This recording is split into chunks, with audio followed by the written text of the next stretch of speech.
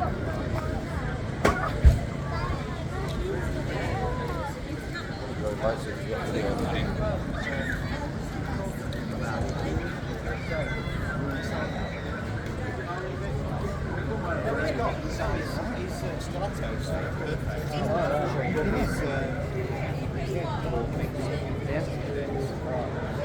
do all the seals for the mix as well.